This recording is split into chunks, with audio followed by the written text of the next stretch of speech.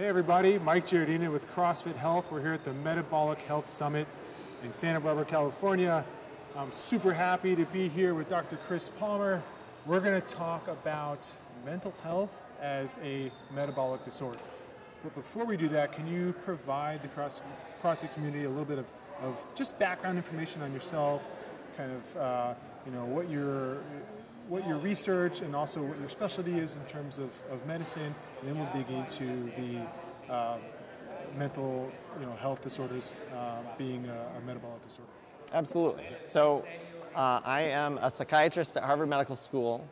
I do a lot of different things. I do clinical work. I treat patients, usually people with treatment-resistant mental disorders, so schizophrenia, bipolar disorder, chronic depression, chronic anxiety. I run an education department, so I do conferences and trainings and workshops for mental health professionals, and then I do research.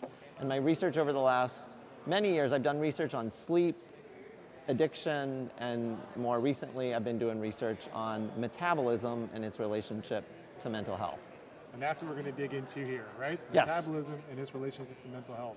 So I think we talked about this a little bit prior to this interview, but what was the discovery process to understand that diet or food or how somebody's eating is actually going to affect their mental health? So it's a great question. And, I've been a psychiatrist for over 25 years, and I deal with kind of the worst of the worst. Yeah. So, if you asked me 8 years ago, do I think diet plays a role in something like bipolar disorder or schizophrenia or even just chronic unrelenting depression, it probably would have said probably not. Yep. But about 7 years ago, one of my patients with schizophrenia asked for help to lose weight. And he had tried a few other weight loss methods, didn't get anywhere with them. We ended up deciding to try the ketogenic diet. After about 2 weeks, I noticed dramatic improvement in his depression. He was like making better eye contact, started coming back to life, and I was fascinated that what's going on with you? After about 6 to 8 weeks, he said, those voices that I hear all the time, they're going away. Wow. You know how I thought that people were against me and they were conspiring against me and could put thoughts in my head and were trying to kill me? I don't think that's happening anymore. I think maybe that was never happening, and maybe I have schizophrenia. That put me on a path. That man went on to lose 150 pounds, move out of his father's home, complete a school program, was able to do improv in front of a live audience, which is something that would have been impossible for him to do prior to the ketogenic diet.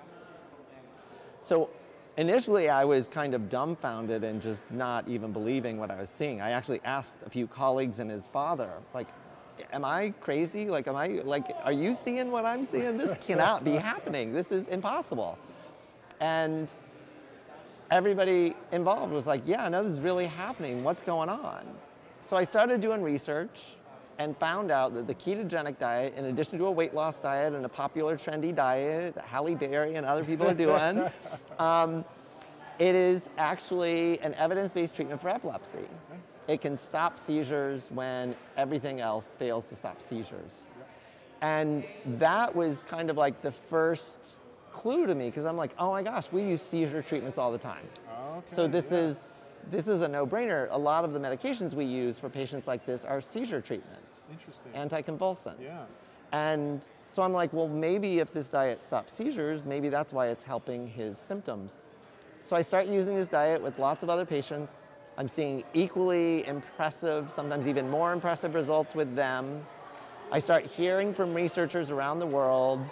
We get clinical trials going. We're publishing in medical journals. I'm speaking at conferences.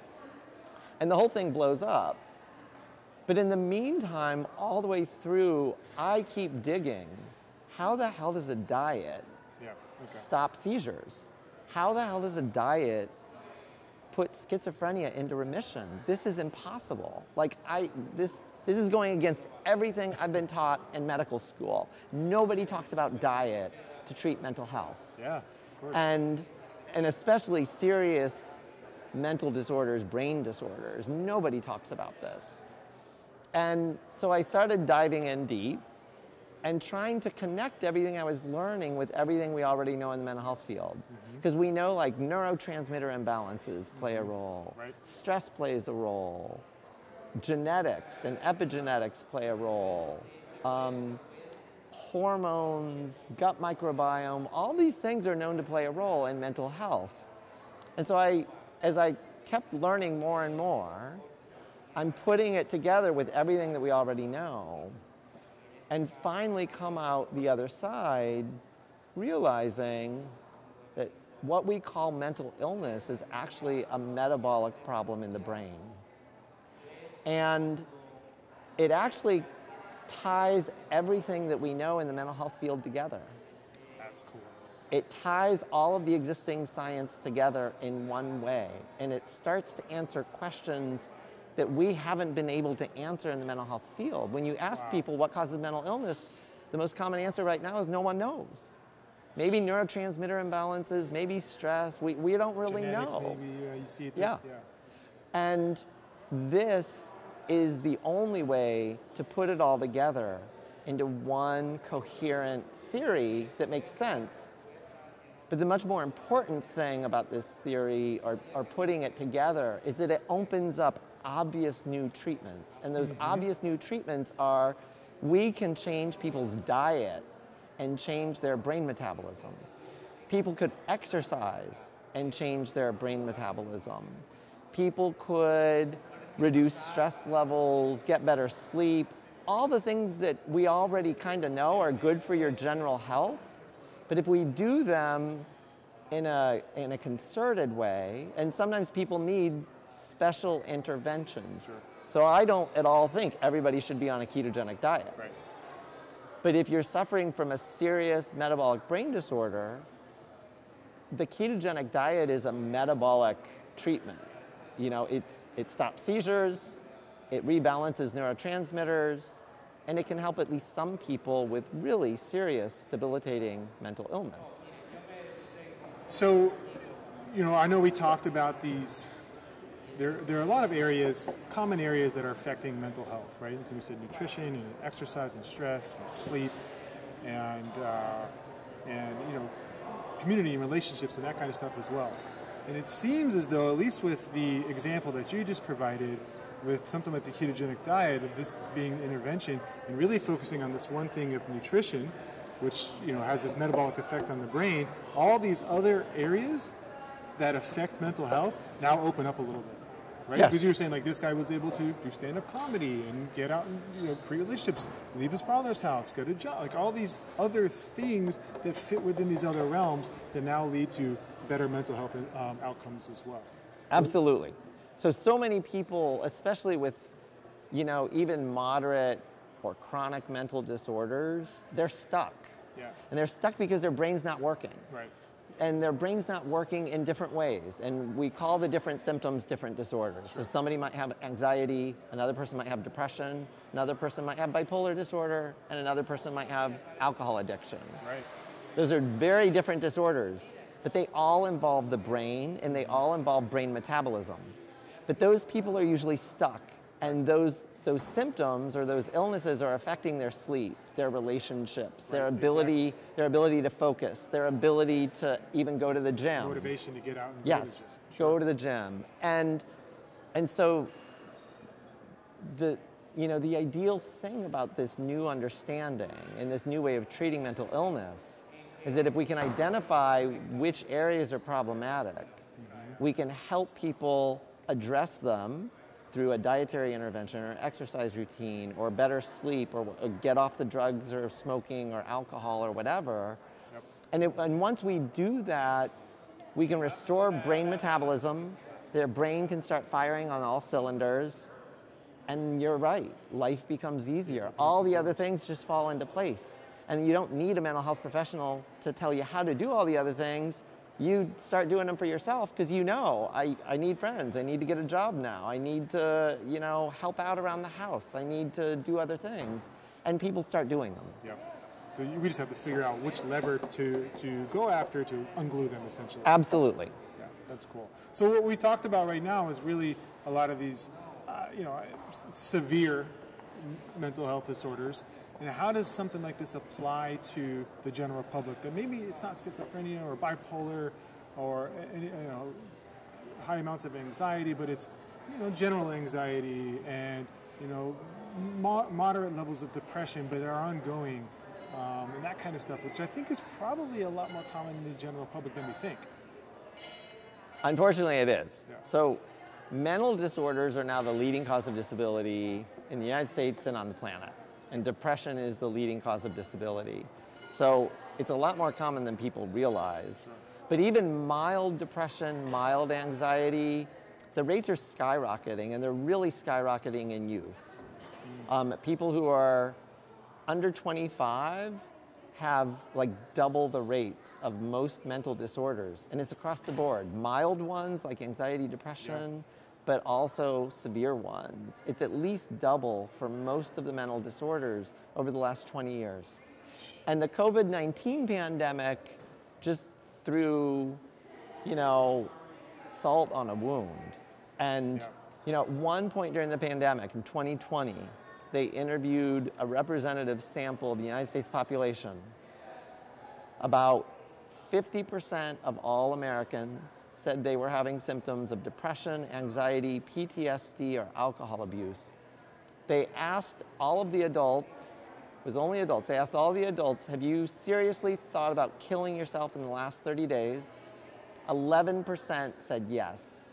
Within the last 30 days. 11% said yes. 25% of 18 to 25-year-olds said yes. Oh, man.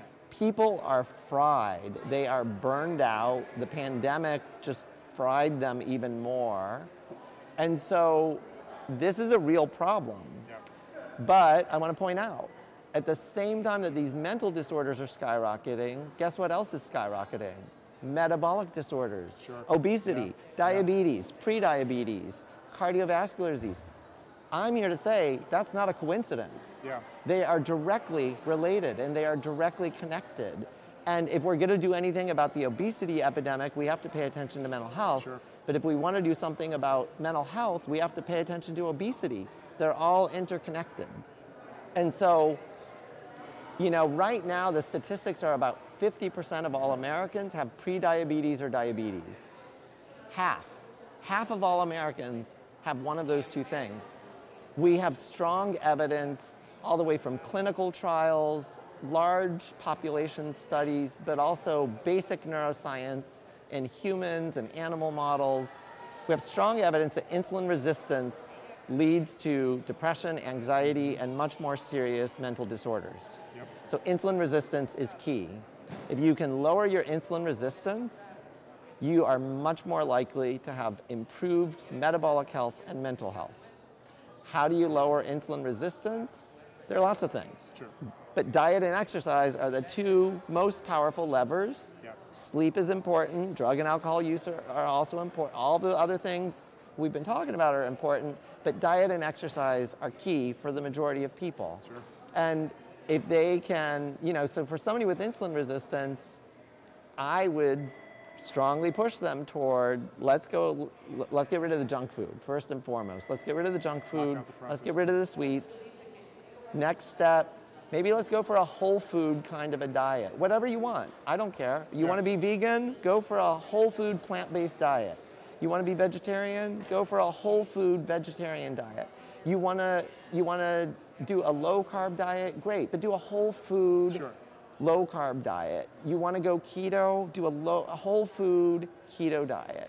Stay away from all the processed stuff with all the chemicals, everything else.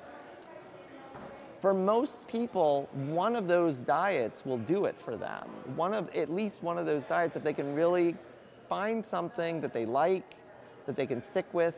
If you can find community, find fellow CrossFitters, find your family or friends, say, hey, team effort, let's do it together so that Now when you go out to restaurants, you're all going to be looking together for where can we go? What restaurant can we go to?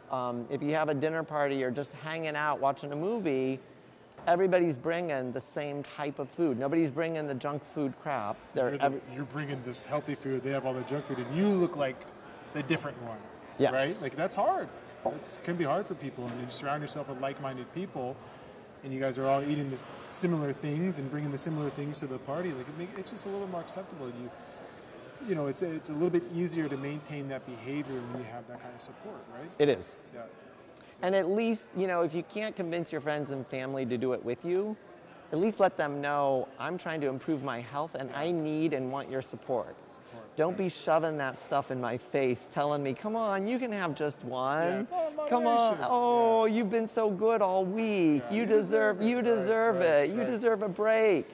Because unfortunately, when people take a break, 1 day of a break leads to 2 days of a break, leads to 4 days of a break, and then you don't have a break anymore. Then you're just off your diet and feeling like a loser and feeling like it's going nowhere. So where does it start to affect you, right? I mean, there's guilt and shame associated with taking that break and then trying to get back on. It gets harder to get back on the diet again.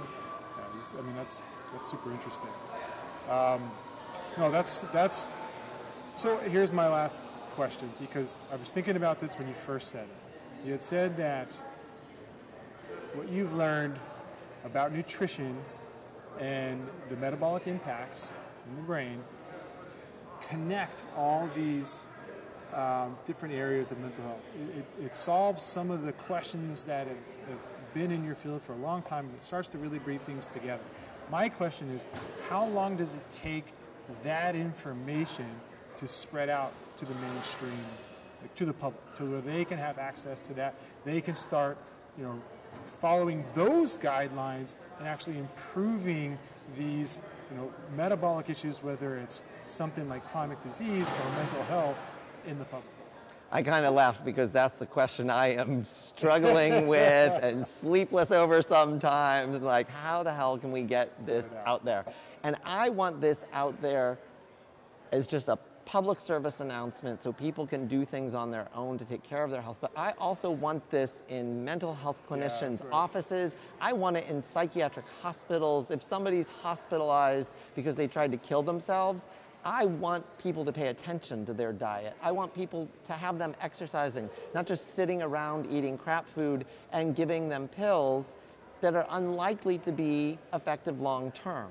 I want to find real lasting solutions. I want to empower people. And so, you know, the next step that the next huge step that I'm taking is I've got a book coming out called Brain Energy, and it's launching in November of this year, so a little bit of time. Yep. But it is a science book. Yep. I will just warn everyone. It is a science book. It's written for the general public. Okay. But if you really want to understand mental health, all of it, Yeah. and you really want to understand how all of it fits together, this book does that. What's the name of the book again? Brain Energy. Brain Energy. And I'm hoping with this book to persuade masses of people to understand this, take it seriously, and then start demanding this Put the pressure from their treaters. But I also want to empower clinicians. I am not anti-psychiatry at all. I'm a psychiatrist. I want to empower mental health clinicians to take better care of their patients, to get better results, because they want this just as much as I want it, just as much as the patients want it. Everybody wants better mental health, better metabolic health. But as we know, we're losing the battle on all these fronts. So people are desperate for answers and better solutions. Absolutely. And CrossFit can play a role for so many people because you guys get the exercise component, but also the lifestyle component, the diet, the Community stress aspect, reduction, yeah. community, all of it. Yeah. A little bit of competition, like push yourself, Yeah, for sure. accomplish something. Yep. You guys can absolutely, positively be part of the solution for all of these people, whether they're just mildly depressed, just a little stressed, just a little burned out, all the way to, I could see CrossFit communities helping people with schizophrenia recover. Be amazing. Well, here's what I think we should do, because this is our first talk. We need to continue having these talks, get this information out to the CrossFit community, and continue to find ways that we can work together and you know, use CrossFit to make an impact on mental health. I think that'd be amazing. I'm all in. Awesome. Thank you. Awesome. I am Thank you so much. delighted. This has been amazing. Thank you for doing this with us. Thank you. And super pumped for things that we can do in the future. This would be great. Thank you.